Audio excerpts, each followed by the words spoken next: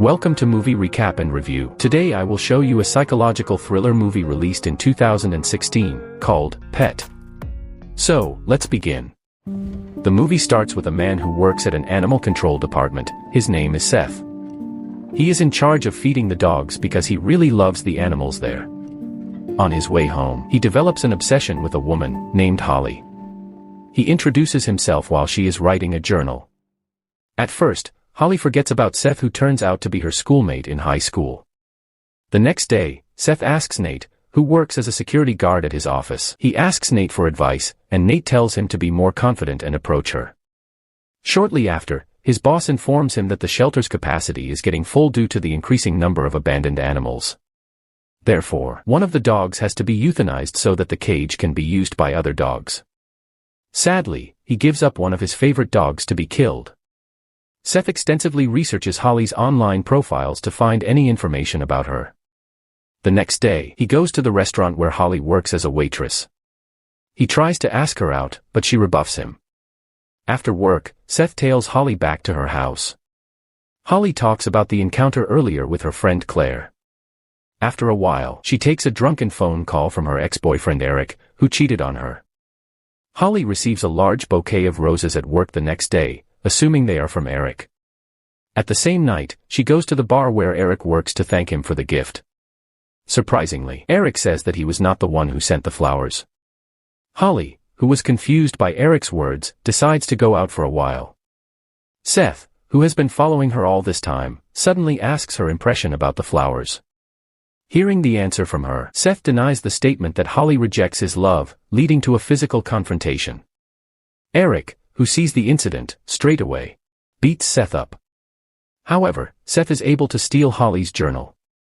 He spends the next several days reading every detail in the journal. As his performance slips at work, Seth discovers a trapdoor to a basement in an abandoned room of the animal shelter, where he sets constructing a steel cage for several days ahead. Not only that, he takes some anesthetic and tries it to find out how effective it is. He sneaks back into Holly's house after he finishes preparing all his equipment. Eventually, Seth manages to kidnap Holly when she is about to go to sleep. He carries Holly's body into the basement that was found earlier using a cardboard. After Holly awakens in the cage, she tries to escape by removing the chains that lock the cage, until her nails fall off. Not long after, Seth comes to give her some food, nevertheless Holly still refuses to eat. Holly vows to survive, she talking to Claire all night. At some point, Seth informs her that he has heard Holly talking in both her own and Claire's voice in the past, indicating that Holly has personality disorders. He says that he loves her and has imprisoned her to save her. He also reveals that he knows the truth about her past from the journal. In a flashback, Holly discovered that Eric had slept with Claire and confronted her about it during a car ride. An angry Holly continued accelerating the car until they were hit by a truck. Although injured, Claire was alive until Holly stabbed her with a glass shard right in the eye. Claire's death was attributed to the crash. Since then, Holly has committed a series of gruesome murders and written about them in her journal.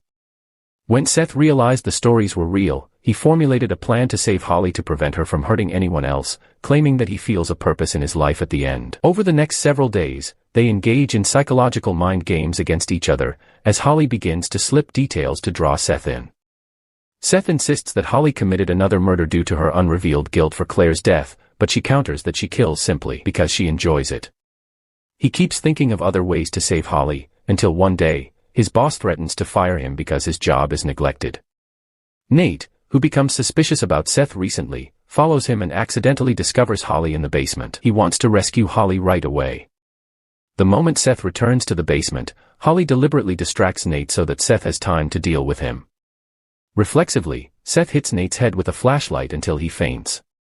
Holly urges him to kill Nate using a cinder block because she doesn't want Seth to be caught by the police. She guides a terrified Seth to remove traces of Nate's death by dismembering Nate's body into pieces which will later be used as dog food, scattering his teeth in different places, and burning his bones at the cremation site. Few days later, the police become suspicious of Seth's role in Nate's disappearance. Seth succeeds to escape with the help of Holly's word in answering the detective's question.